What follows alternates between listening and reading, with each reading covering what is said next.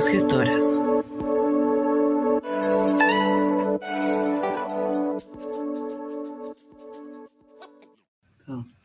Mercedes Caxaj is the artistic co-director for the Sunfest-London Committee for Cross-Cultural Arts, which presents innovative global arts programming in London, Ontario. She has served as head of programs for Small World Music and produced the Global Toronto Music Conference, as well as the Emergence Music Incubator. She works in collaboration with the International Indigenous Music Summit and has been recognized widely for her contributions to the music scene.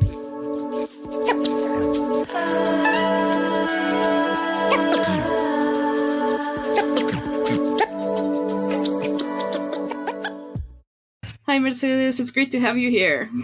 Thank you, Jimena. It's great to be here. It's very, very exciting. And I know you've been traveling and working a lot. So I'm grateful that you were able to make this time to meet with me today. Oh, absolutely. It's a pleasure.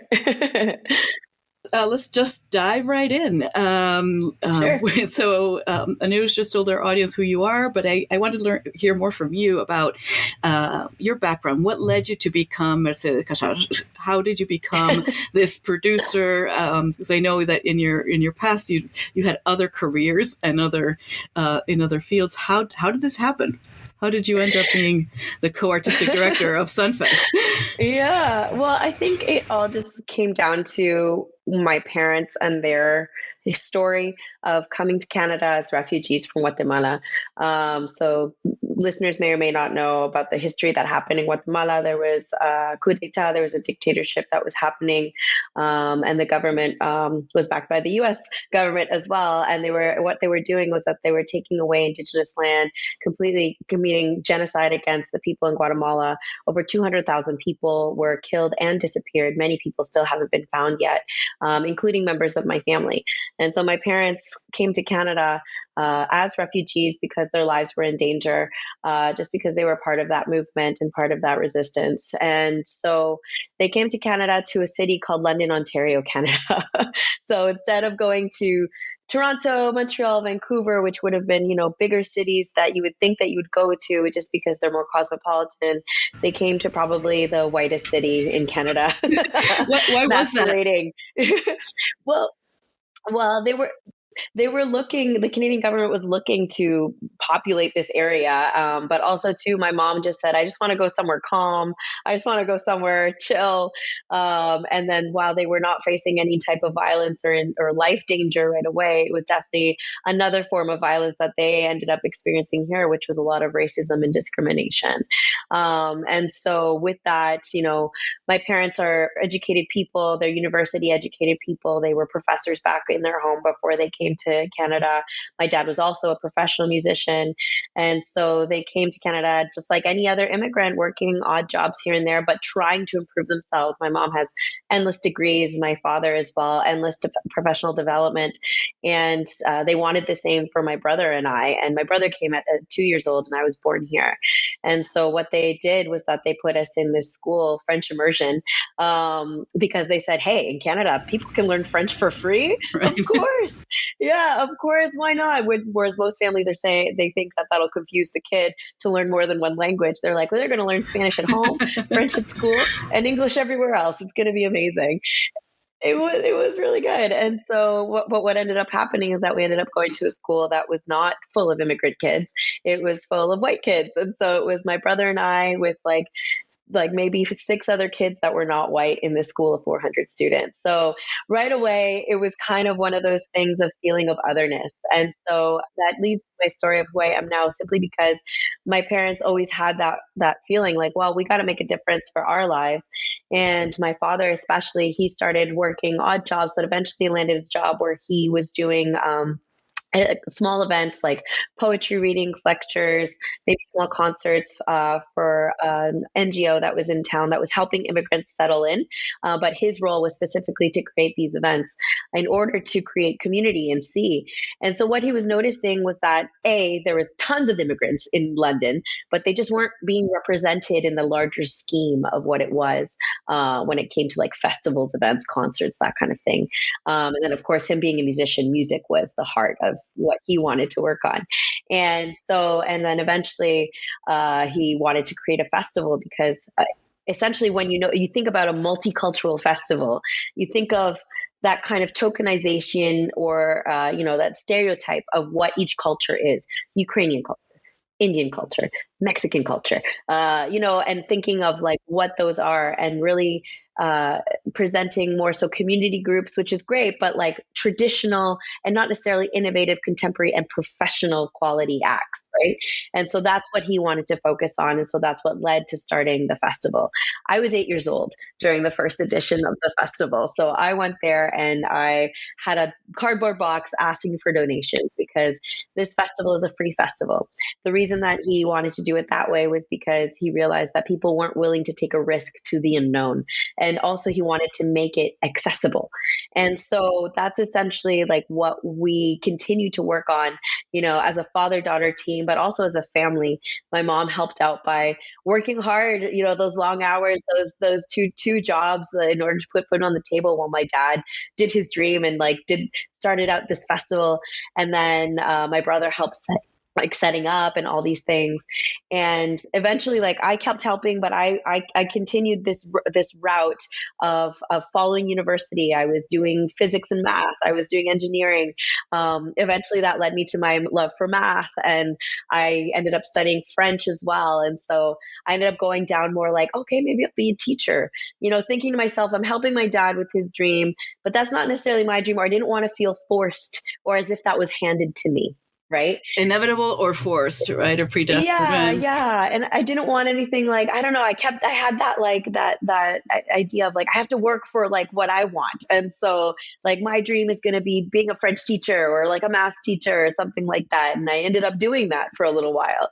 And then I realized that wasn't really for me. And I still kept helping with Sunfest, and my role got bigger and bigger and bigger. So I ended up, eventually being the site manager, planning everything of the entire site, which is 5 stages and the 250 vendor marketplace. And then eventually I was living in France for a while. And what happened there was that this was back in 2008. And my father was going to a conference in Europe and said, I'm going to this conference. Why don't you come with me? You're living in France. It's just a short plane ride over. I said, of course, why not? Get to know that world. And that was more the booking and discovery of artists and things like that, doing the networking. And that first year I was completely hooked. And I just said, look, this is what I want to continue working on. Absolutely. I still kept doing some marketing jobs. I worked for a global marketing company. I was doing sports nutrition marketing and health products, things like that, which was kind of crazy to think about now. And I was very lucky because at the time I had a supervisor who knew of the work that we did with our festival and with our year-round concert series and outreach. And she said, anytime you need time off, let me know, and just go to your conferences and do, because I know what you guys do for the community. And that was really great. I got very lucky in that sense. And so I kept doing both, but eventually both jobs ended up going too crazy for me that I eventually had to pick. So I immediately switched over to nonprofit. I was starting to work with some theater companies in Kitchener. I was working with another music and, multicultural organization in Kitchener as well. And I was also doing my Sunfest work. And then that was the most fulfilling work that I could have had and could have done. And so that's kind of what led me to eventually taking on a larger role with Sunfest and eventually co-artistic director. So I've been doing that now for about 10 years.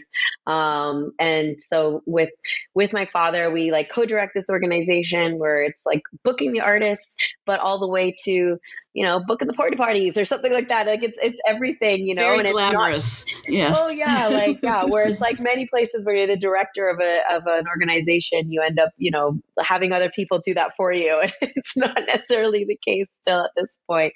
But, we're 29 years strong for the festival itself, over 30 years for the organization. And, we do year-round concerts as well, where we present acts that are coming from across Canada and around the world in different venues across London. We do a lot of international outreach work when it comes to creating delegations, taking them to other countries so they can discover new music. And then I continue my work as well with other projects as well in booking too, to make sure that underrepresented voices are presented on stage. So that's my main mandate. That's my objective in life at this point. Yes, So, you got ahead of me because I was going to ask, what is your objective now, right? That it's not engineering or teaching French. You're very clear about that. When is Sunfest on, and when does it run, and for how long does it run, and how many acts do you usually have? Like, paint us a picture of what that looks like. Absolutely. So it started back in 1995. So we're now in our 29th edition coming up this July. So it's always the second weekend of July about. This year it's July 6 to 9. And we have 4 days with 5 stages, 250 vendor marketplace, and it's all free and accessible to the public. And that's on purpose because we want to make sure that the art is always accessible to families, to anybody from any kind of socioeconomic status that wants to access arts and discover new music from all around the world.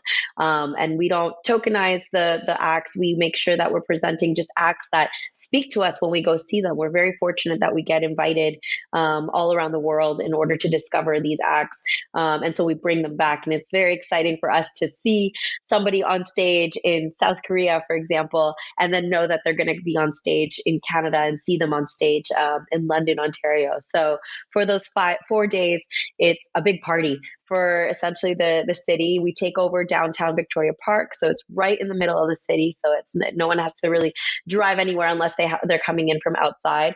So we get about 100,000 people coming throughout the 4 days, which is incredible. And back in 2019, we had NPR, a branch of NPR, come through and check it out, and they just said that this was the biggest family-friendly event that they had ever seen. And that's considering that we don't have a kids section. We don't have rides. We don't have carnival-esque type things. It's all based around the music, food, crafts that are there, but making sure that people are coming together through the music. So you'll find there also, like, we collaborate with some beverage companies. So there's beverage areas for people to go and chill and hang out. There's music programs specifically for those areas. But yeah, eventually it's just a big hippie fest where people can It sounds amazing. I want to get on a plane and go. You are absolutely more than welcome. So I have more questions about it, about your role in it. So do you, I know you were just traveling, booking people, and I know that's a big part of what you do. At Sunfest itself, do you do programming? Do you do managing the vendors? Do you seek some funding to support it? What other things do you do there? Yes. So I would say that maybe half our job, if not more, is grant writing, sponsorship grant writing, reporting, interim reporting, budgeting. Like, that is the biggest thing because it is a free festival. Our job throughout the year is to find the funding to make sure it stays free. And so that's the biggest job that we have, is seeking funding from multiple levels of government, which in Canada, we're very lucky that we do have that. But that means a lot of work on our part in terms of writing these massive grant applications and reports and things like that. Advocating to sponsors. We're very lucky. We have a big bank sponsorship, which is nice because, we can use that money wherever it is that we need to use that money. And then ultimately seeking those small sponsorships, private sponsorships as well. When it comes to vendors, that's a very important part of our revenue stream as well. And so we want to make sure, one, that the pricing is accessible, but it also makes sense business-wise for us. And it still continues to be one of the most affordable events, even though we have tons of people that are coming to it. And so, a lot of that throughout our year is, yes, planning. Like, the planning of this edition coming up in July hasn't been a year. It's been 2, 3, 4 years, simply because of the booking of the artists takes a long time, especially when it comes to, like, sometimes we act as agents ourselves because we want to bring a band from, I don't know, let's say Mozambique, but they need at least 4 or 5 other gigs in order to make the tour make sense, or we have to apply for funding on their behalf or supply letters for them to apply for funding, or all of the above. Usually it's all of the above. And so it does take a lot of work to bring even one of these acts. We have a great partnership with a lot of people in Colombia. So we're always presenting people or acts from Colombia, because the music in Colombia right now is just so incredible. It's so innovative. And like, you drive 2 hours and the styles are different. And there's just an incredible amount of talented people in that country. It's fantastic. So if we wanted to make a festival of only Colombian acts, we totally could, but we can't. We want to represent as much as possible. But this year, for example, we're bringing 3, and they're all incredibly different. One is like a traditional voice and tambor type of act. It's called Enkele. We have a Latin jazz group coming from Cali, Colombia. We have an Afro-Pacific group that mixes like hip hop and reggae and new rhythms in with their traditional Afro-Pacific rhythms.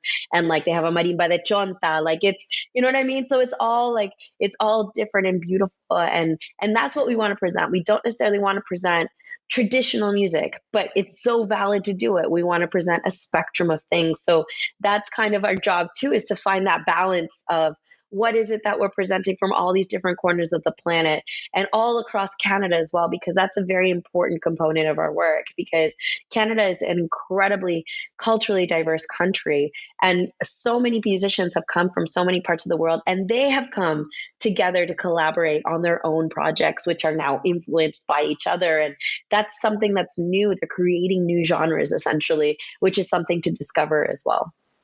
And do you have repeat artists that come, or do you always try to get different artists, or is it a mixture of both things? It's a kind of a mixture of both. I would say that 90% of our acts every year are new. We present about 40 to 45 acts every single year. Each one plays at least twice throughout the festival, and that's on purpose. We want to make sure, because we're bringing them from so far, that we want to make sure that they're not just on stage for 45 minutes to an hour, that people get as much as an opportunity to enjoy them as we would want them to. And because we have so many stages going on at the same time, like sometimes you'll miss an act, so at least it gives you an opportunity to go see it again another time. But yeah, so we do have some London favorites, we like to call them. And so we bring them from BC and from Toronto that are like our resident acts. Those are called like 5 Alarm Funk, Lazo, and Samba Squad. People just love them and enjoy them. So they're kind of our resident acts. But then everything else is brand new. And if we bring a repeat act, it's because they've gone in a completely different direction, had a new project come out, are doing this new sound. And that's something that we're really excited for them to discover. This is an incredibly complicated process, right? To set up, 90% of acts new every year is just absolutely incredible. And what you're saying, I mean, you're thinking really carefully, and you're very intentionally about how you're curating the mix, right? And you're curating from one year to the next. And I know that even though this is incredibly complex and must keep you really busy, you're still working on other projects. So you're working on the Indigenous Music Summit. Can you tell me a little bit about that? Yes, so I'm working with an incredible team. Their name are Shoshana Kish, Amanda Rayom, and Nicole Auger, these wonderful women, Indigenous women in Canada, that are doing something for the first time ever, which is to unite people in person from across North, Central, and South America, Indigenous descent people that are going to be together in Toronto, Ontario this week, actually. And so this is incredible. This is the first time it's ever really been done.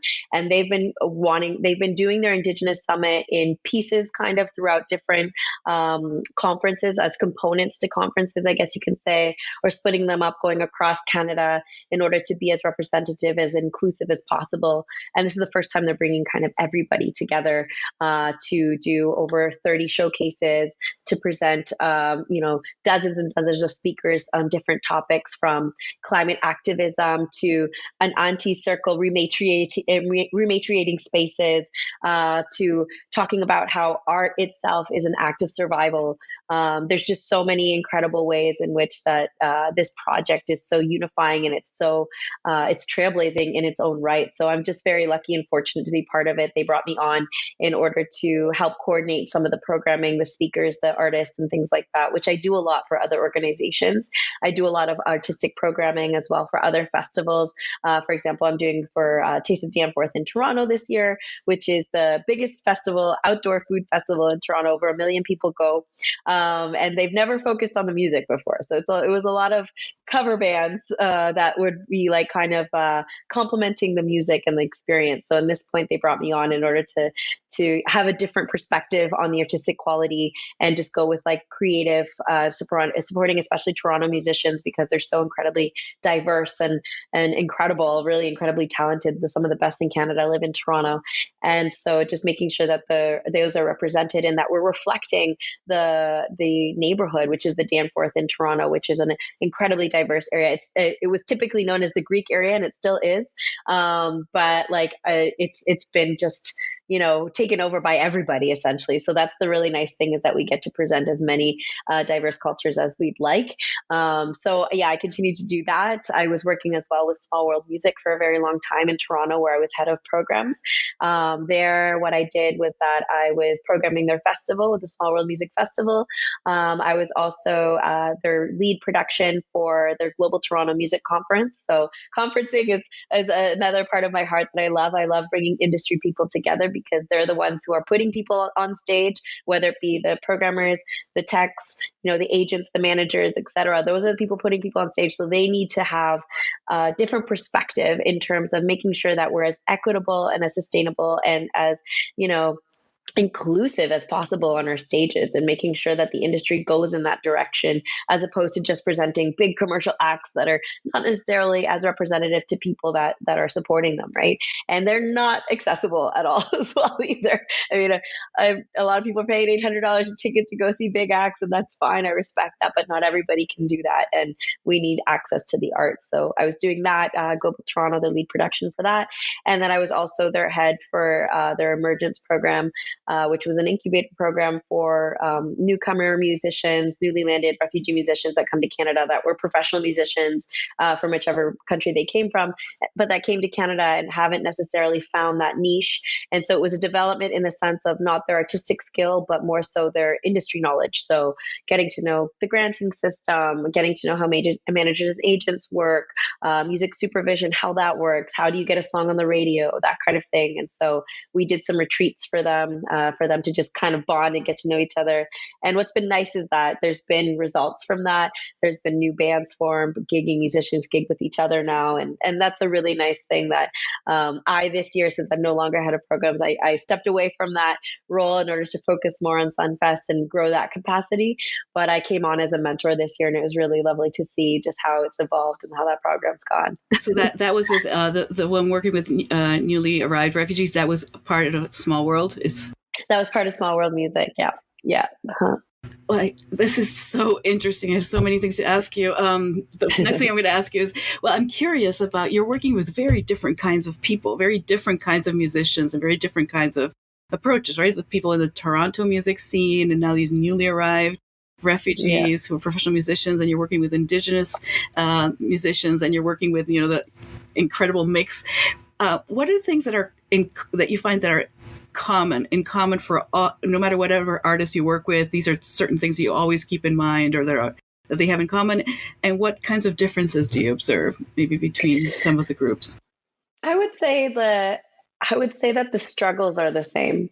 There's always the struggles that are the same in terms of like feeling underrepresented and feeling as though there's an inequity in the system, which there is. And so I would say that struggle is the same. So whether it's from different perspectives, it's still the same one of not being heard at the table, or feeling like not being heard at the table because there's not enough representation. And when I think about like Latino culture, Latinx culture, it's the same struggle as well, because it's largely underrepresented in terms of what it is. Yes, we might have this huge industry of like reggaeton that's happening right now, but and that's great, but like at the same time, that's not necessarily representative of like all of the culture, all of the different genres, all of the different areas in which the people struggle, and it completely doesn't talk about the struggle that Latino people, like from Central America especially, have had to deal with, of leaving their homes and like having to go to other places, being displaced. That's massive, And so there's been a lot of dictatorships that have happened in Latin America that, all of us, we see each other as different, Colombians versus Mexicans versus, but we have the same struggles. And so that's the same thing across with a lot of these, people from all over the world, from Africa, Asia, all over, with Indigenous people. something that's amazing that's happening in Canada right now is that the Indigenous peoples are getting their voices. They're taking their lands, they're retaking their language, they're reappropriating everything for themselves, and really setting, in my opinion, an example for the rest of the world of what could happen when Indigenous people really take the forefront, take the lead, and are put in front of the media. That's one of the biggest things as well. And so I would say that those are the commonalities. The differences are just that, the difference of experience. So, I think just essentially just our cultures can be sometimes different, but at the same time, they're so similar. When you think about Indigenous culture across North, Central, South America, we all have the same beatings. We all have a type of rainbow skirt. We all have the drum that is essential and crucial to us, to our heartbeat. And so the work with the Indigenous Summit was important to me because actually my last name, Caxaj, is actually Cachiquel. It means strength of the river. So it's a Mayan last name from Guatemala. And it's an area of my life that I'm still discovering, and I'm still getting to know and understand what the traditions are, what things mean, etc.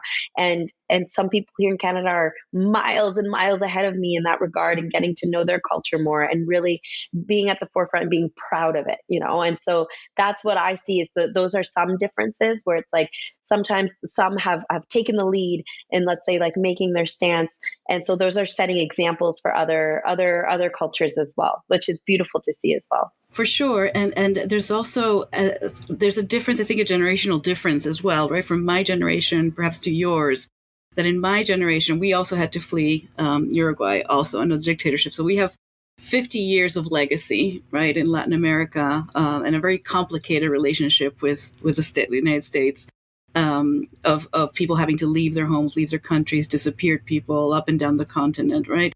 And that legacy has implications for how we conduct ourselves, the kind of music we make, the kind of art that we make. And that is very much not understood. But I think where the generational difference comes between your generation and mine is that in my generation, speaking Spanish in an English-speaking country was a mark of shame, right? Claiming a Latin American identity was shameful. Having, with my name, it was always, do you have a nickname? Oh, do you have an American name, right?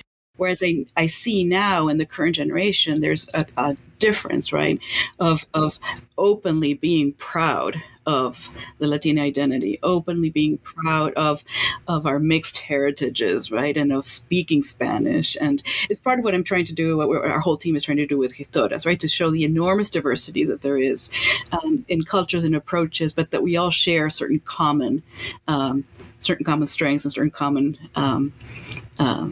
values or intentions and pride in our culture. Mm-hmm. Oh, absolutely. I see that, and that's something that like I'm envious of the generation below mine, like Gen Z, Yes. Gen Z, sorry, that is below mine, because I didn't grow up with social media. Like I was still in that in between, where like I grew up without. I remember our first computer, like that was the first one that was out, and like I remember the dial-up internet. I remember all of that.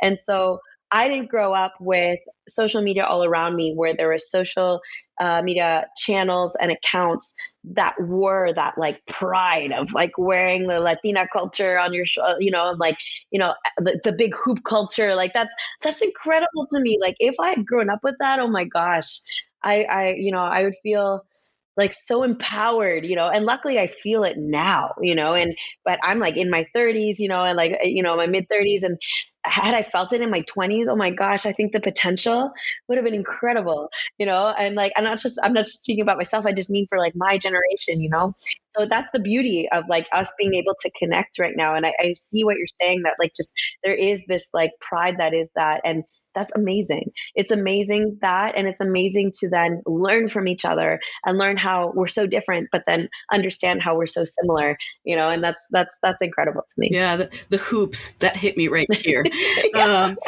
hoops. I put away my hoops many years ago. And then recently I have felt again, very comfortable wearing my hoops. So I have a lot of hoops now, but the hoop earrings, absolutely. Oh, I'm all about the big earrings. and wearing red and black in the hoops. I mean, it's back. Yeah. Because it's, that's absolutely true.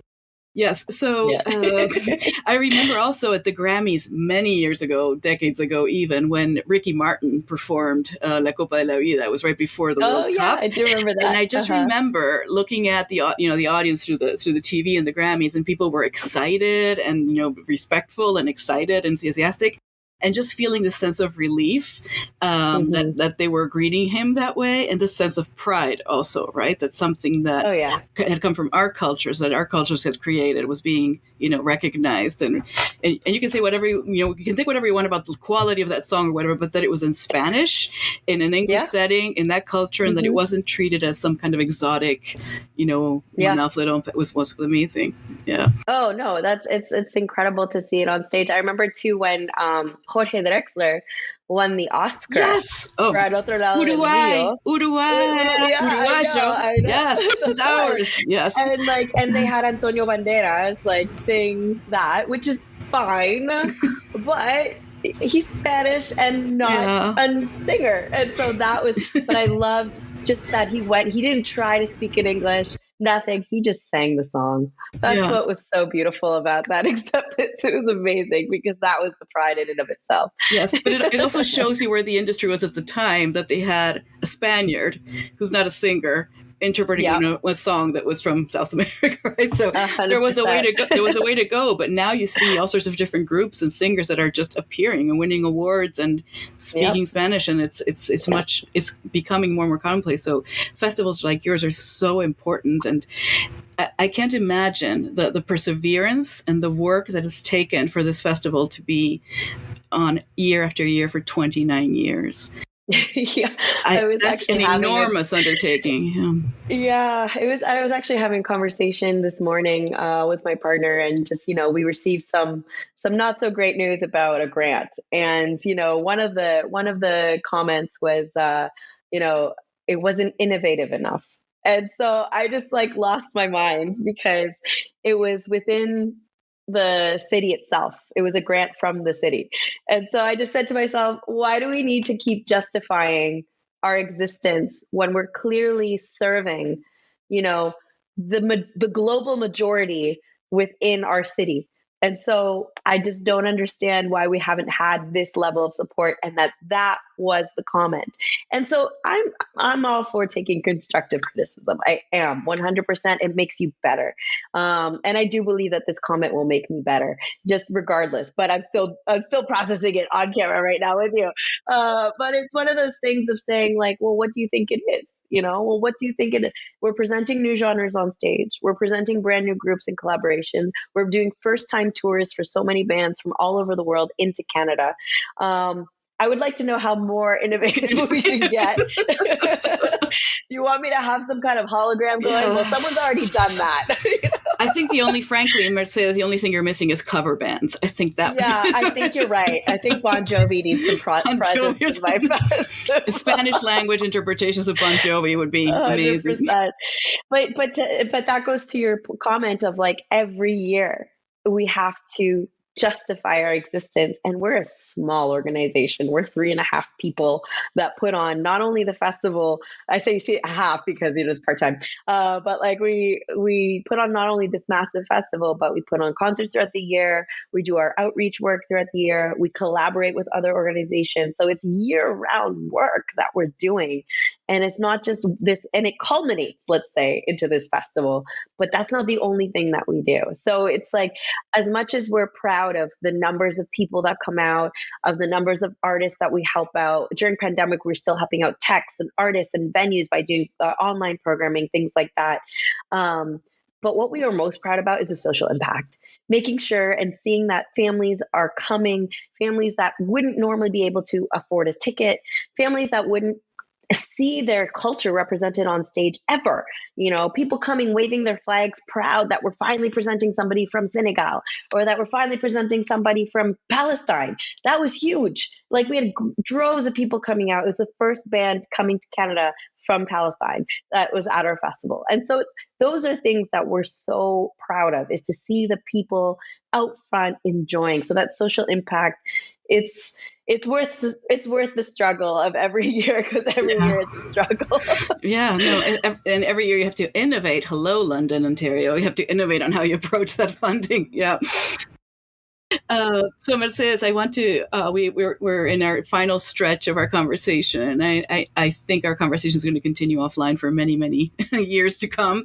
But in this context, I want to ask you, for our younger listeners, and for especially particularly young women who want to do the kind of work that you do, right? Who are interested in festivals in particular, and want to work on the way that you do it, right? Deep thinking about access and representation. So let's say that there's somebody like you, but just starting out. What advice would you give to her?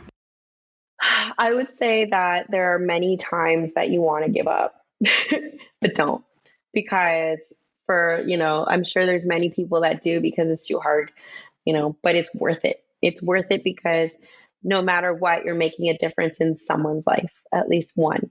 And that one will be your own, for sure. 100%.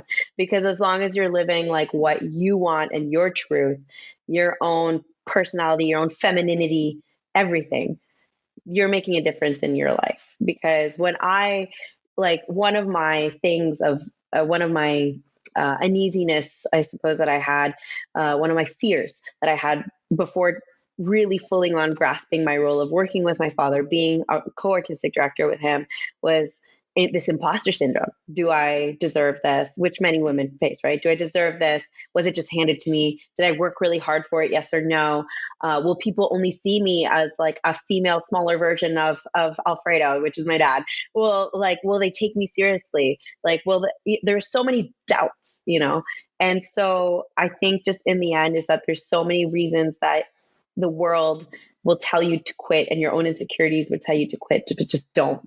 Because ultimately, once you continue, you'll see that difference that's in your life. And I've never had a more fulfilling time in my career than now, because I've been really just saying, I'm not him. I'm not this person. I'm myself.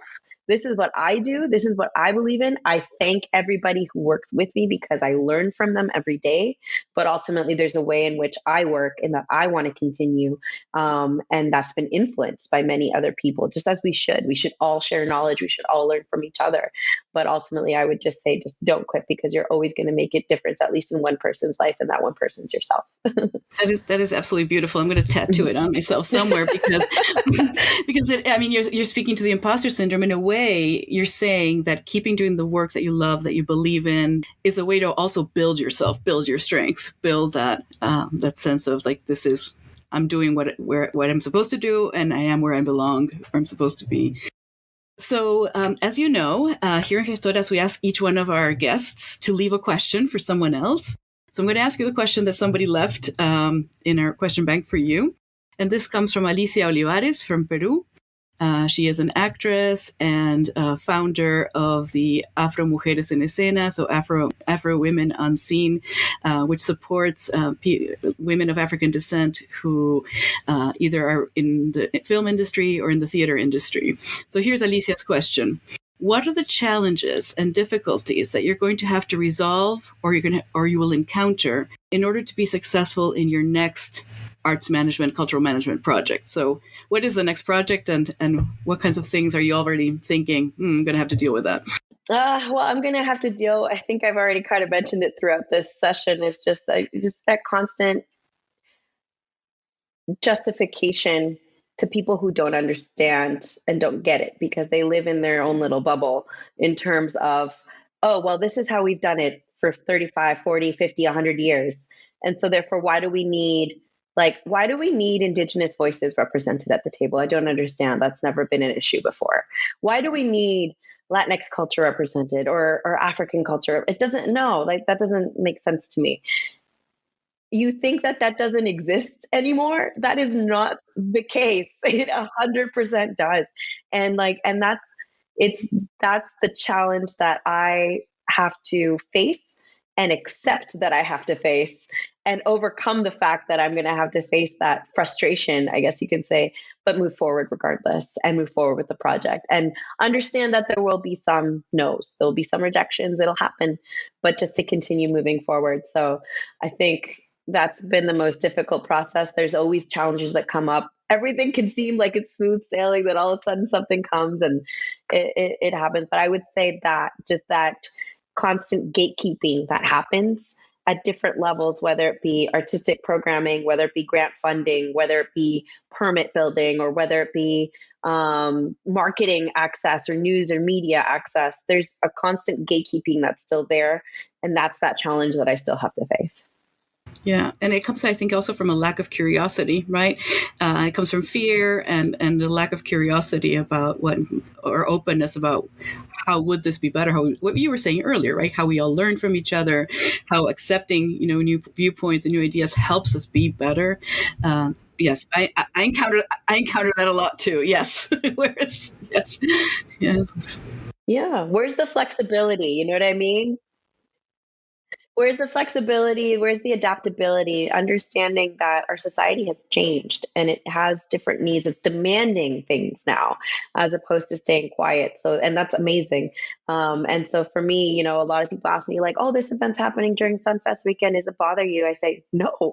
The more events that happen, the better, because then people come out and people come together and then they can travel in between events. And that's amazing because ultimately it's all about making sure that we're enjoying, but that we're coming together as a community. That's so important because we can't just stay in our homes. Otherwise, we're just, especially in Canada, it's too cold. We can't just stay in our homes all year round. Summer needs to be that time where everybody comes out. And I mean, we've talked about difficulties, but what gives you joy? Where does your joy come from? What things do you enjoy most about what you do? Oh my God. My joy comes from seeing a band on stage and seeing people dance. It's that simple. I just like seeing people happy and dancing. When people are dancing, they're happy. That's all I know. And I love, it's that simple. I know it, there should be some elaborate whatever. I'm like, I just love seeing people dance in front of a live band that is really, they're artists on stage. That's what I love the most. And that will continue to bring me joy. I sometimes get worried because London is very, I had a DJ come in from Chicago, actually. He's a global DJ. And he came in, he's like, I think London's the lawn chair capital of the world. Because there's so many people just kind of in their lawn chairs dancing, and he's like, they don't get up to dance. And I was like, I know. So sometimes it just happens, but we got a lot of lawn chairs. People in their lawn chairs, but as long as they're kind of moving and shaking, that's cool. That is hilarious. You have a major branding opportunity there. The Sunfest lawn chair, major. Thank you. Right? Lawn chairs and the smaller folding chairs or the stools branded with Sunfest. You're welcome. Thank you. I'll come visit you on the proceeds. All right. So Mercedes, to finish up, this has been just an absolutely delightful conversation. I've enjoyed this so much. I've learned so much from you and gotten so much energy from your enthusiasm and your can-do. I want to ask you, do you have a question that you want to leave for someone else? Yes. What is it? I would like to know, how are you embracing and presenting your femininity as you're moving forward? I got that question to me a while back ago on a panel, and I kept thinking about it. And what does femininity mean to you? And so how are you embracing and presenting your femininity within your work? All right. I will ask that question then. Mercedes, thank you very, very much for everything. You've been so generous with your time and your knowledge and your candor, and that is very much appreciated. Thank you. Try my best. Thank you, Jimena. Thanks for having me. It was a pleasure.